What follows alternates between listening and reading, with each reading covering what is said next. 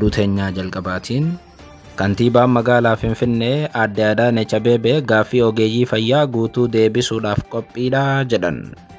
Tibbana guutummaatti hojii dhaabuu ogeeyyii fayyaa hordofee mootummaan rifatee marii eegaleera. Haaluma kanaan ogeeyyii fayyaatii fi kantiibittii jidduutti mariin gaggeeffamaa ooleera. Kantiibittii waan jabaa dubbatanii gabaasa bal'aa isin biraan geenya. Oduu biraatiin mootummaan Itoophiyaa keessumaa kan federaalaa burjaajii hamaa keessa jira jedhame. Labsii ayyaana biyyaalessaa jedhamee ture gimbootayaa jijjiiruus guyyaa irraa hiriyaa Abiy Ahmed hoogganaa UAE dabalatee baga ayyaana kana geessan jechuun Abiyyiif jarri ergaa erganiiru.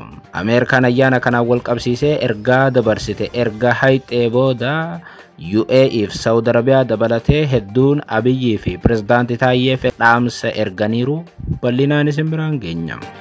Oduu biraatiin waltajjiiwwan miidiyaa hawaasaa yeroo waraana Tigraay qabiyyee duguggaa sanyii haala gahaa ta'een to'achuu dadhabuu isaanii qorannoon akeeke. Gabaasa guutuu qabna. Ashama akka mooltan daawwattootaaf hordoftoota Anolee Global Media oduuf odeeffannoo keenya galgala kanaa qabannee dhufneeti jirra. Odeeffannoo keenya ijoo isaa amma dhageessan guutuu isaa isin biraan geenya. Haga xumuraa sagantaa keenyaatti dhaggeeffachuun yaada qabdan gara koomentiitiin nuuf barreessaa. Viidiyoon keenya namoota hedduu biraa akka dhaqqabuuf immoo like, share, subscribe godhuun dagatinaa isiniin jenna. Kallattumaan gara gabaasa bal'aattiin isin qajeelcha. Oduu teenyaa jalqabaatiin kantiibaa magaalaa Finfinnee Aadde Adaanech Abeebee gaaffii ogeeyyii fayyaa guutuu deebisuudhaaf qophiidha jedhan. Tibbana guutummaatti hojii dhaabuu ogeeyyii fayyaa hordofee mootummaan rifatee marii eegaleera.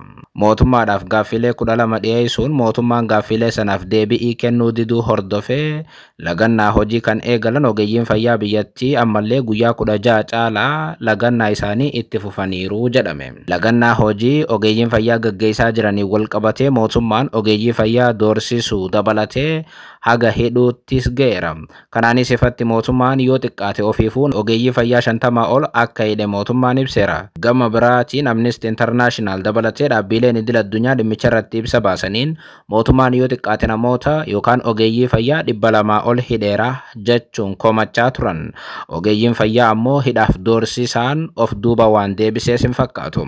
Lagannaan hojii guyyaa 16 dura eegalan arrallee jabaatee itti fufee guutuu biyyattii bakkoota garagaraatti sirni fayyaa danqamaa jira jedhameera.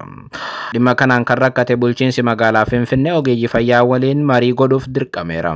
Haaluma kanaan kantiibaa magaalaa Finfinnee ogeeyyii fayyaa walitti qabuun gaaffilee ogeeyyiin fayyaa qaban ni furraa jedhan. Magaalaa Finfinneetti guduunfaan marii hooggantootaaf ogeeyyii fayyaa hirmaachise mata duree tajaajila fayyaa fooyya'aa badhaadhina biyyaaf jedhuun gaggeeffame akka oole miidiyaaleen biyyattii gabaasan. Kaayyoon marichaa haala biyyaalessaa irratti waliigaltee uumuu akkasumas ammoo akkaataa waliigaltee tumsa waloo cimsuudha jedhu miidiyaaleen biyyattii. Magaalaa Finfinneetti tajaajila kenniinsa fayyaa caalmaatti babal'isuuf hojiilee hedduun hojjetameera jedhan kantiibaa magaalaa Finfinnee maricha gaggeessan. Akka fakkeenyaatti kan kaasan kantiibittiin dhaabbilee fayyaa gurmeessuuf hanqinoota galteewwanii turan furuun dhaabbileen 28 tajaajila guutuu akka kennan taasifameera jedhan. Dhaabbilee fayyaa haarawaa ijaaruu fi kan turan ammayyeessuu, ogeeyyii fayyaa ga'umsa qaban horachuu, meeshaalee yaala fayyaa yeroon barbaaddu guutuu akkasumas ammoo fayyadamummaa ogeeyyii fayyaa mirkaneessuudhaaf xiyyeeffannoon hojjetamaa akka jiru kantiibittiin kaasaniiru jedha Addis Miidiyaa Network.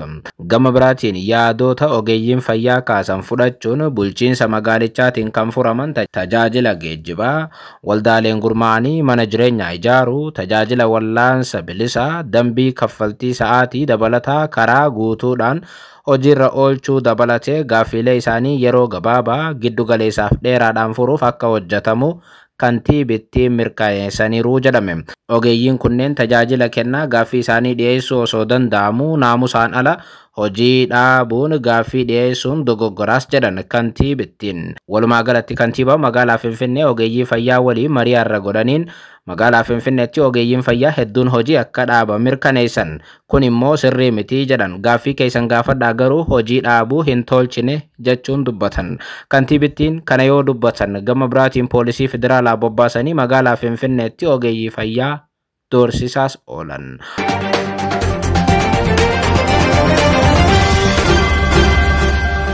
Oduu biraatiin mootummaan Itoophiyaa keessumaa kan federaalaa burjaajii hamaa keessa jira jedhame.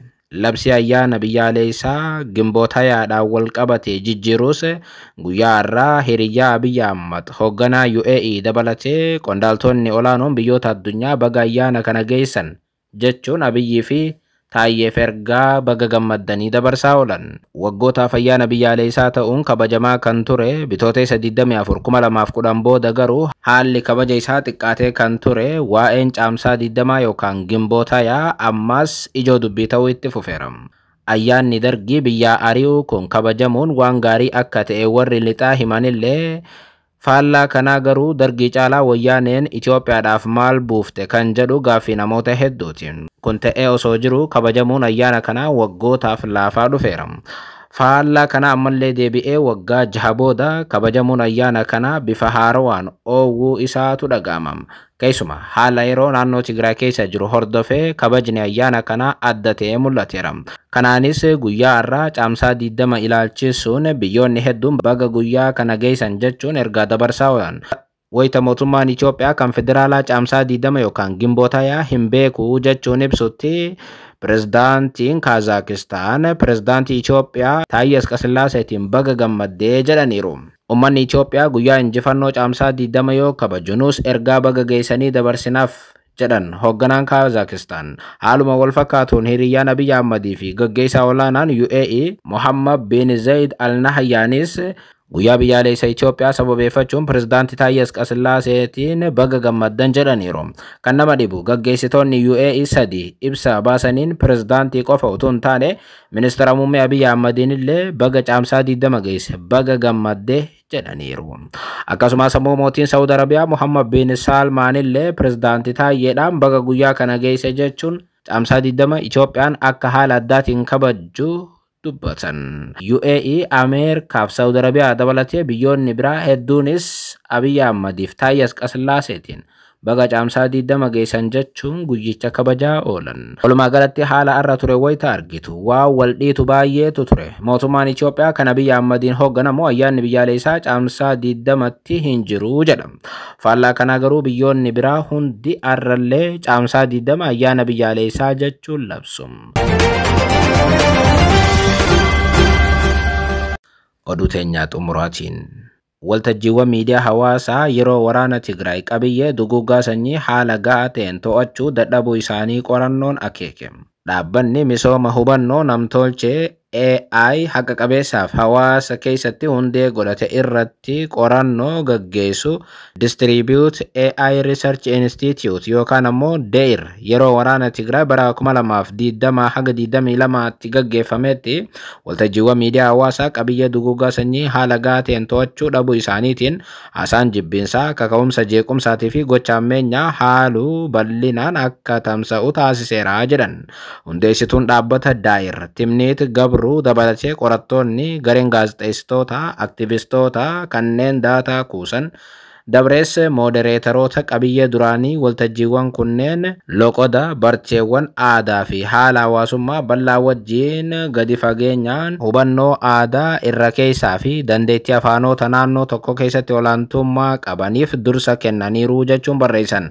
Qorannoon kun yeroo waraana Tigraay qabiyyeewwan osoo hin to'atamin hafan irratti kan xiyyeeffate yoo ta'u, Feesbuukiin biyya uummata miiliyoona 128 qabduu fi afaanota 100tti tilmaamamu keessa dubbatamu Itoophiyaa keessatti yeroo hojjetu afaanota sana keessaa 2 qofaan sirna mirkaneessa qabiyyee deeggaru akka qabu sanadoota keessoo Francis Haugen caqasuudhaan ibsaniiru.